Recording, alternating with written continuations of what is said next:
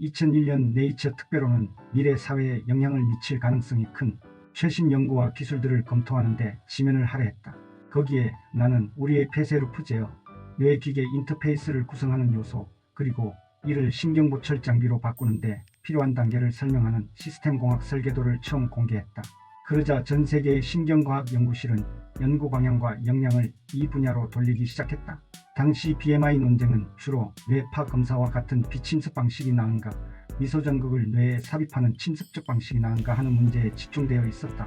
뇌파 검사 기반의 뇌 컴퓨터 인터페이스를 연구하는 사람들은 뇌파 검사 방식이 뇌 조직을 침범하지 않으므로 임상위험과 이득 사이에 적당한 균형을 이룬다고 주장했다. 하지만 본질적으로 뇌파 검사 신호는 구체적인 뉴런 정보를 거의 실어 나르지 않기 때문에 이 방법으로는 신경보철 장비의 자연스러운 팔다리 운동 기능을 구현할 수 없다. 2002년 말에는 듀크 의과대학의 신경외과 전문의 3사람을 우리 프로젝트에 합류시켰다. 파킨슨병 환자에게 BMI 개념을 시험하기 위해서였다.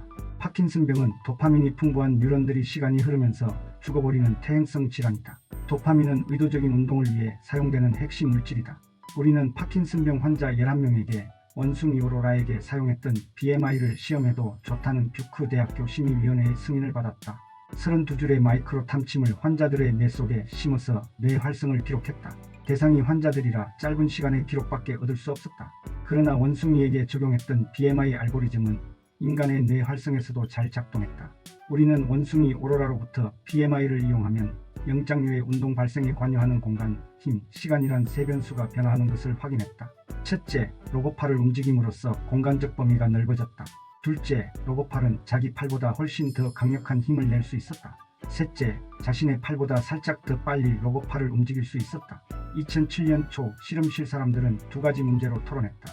첫째는 과연 BMI가 모든 종류의 운동 행동을 구현하는 플랫폼이 될 수 있을까 하는 것이었다. 둘째는 과연 공간, 힘, 시간의 척도를 어디까지 넓힐 수 있을까 하는 문제였다. 그래서 나는 피질뉴런 활성만으로 멀리 떨어진 로봇의 두발 보행 운동을 재현하는 BMI를 만드는 일에 착수했다. 먼저 원숭이가 안심하고 두 발로 서서 걸을 수 있도록 상체를 의지할 유압식 러닝머신을 만들었다. 또한 기록장치 일부를 실험동물 머리 바로 위에 붙들어 맬 수 있는 시스템도 개발했다. 그리고 실험 원숭이로 이도야를 선정하고 러닝머신 적응 훈련도 진행했다. 우리는 삽입장치 몇 개를 이도야의 뇌에 삽입하여 뉴런의 흥분 정보를 받을 수 있도록 했다. 다음은 영장류의 뇌 활성으로부터 뽑아낸 보행 패턴을 어떤 인공 보행장치로 구현할 것인가 하는 문제가 남았다. 우리 실험의 의미를 모두에게 이해시키려면 일종의 인간형 로봇이 필요했다. 이를 위해 일본의 고든챙 연구실에 있는 12원이란 로봇을 이용하기로 했다. 뇌 활성 데이터를 일본어로 전송하여 로봇의 다리를 움직이게 하고 그 영상을 받아서 이도야에게 피드백하도록 계획을 세웠다. 이를 위해서는 기계와 뇌의 동조가 깨지지 않도록 250ms보다 빨리 데이터를 주고받을 수 있어야 한다. 한편 공대생 이안 페이커는 이도야의 다리 관절 3차원 위치를 연속으로 측정할 수 있는 시스템을 구축했다.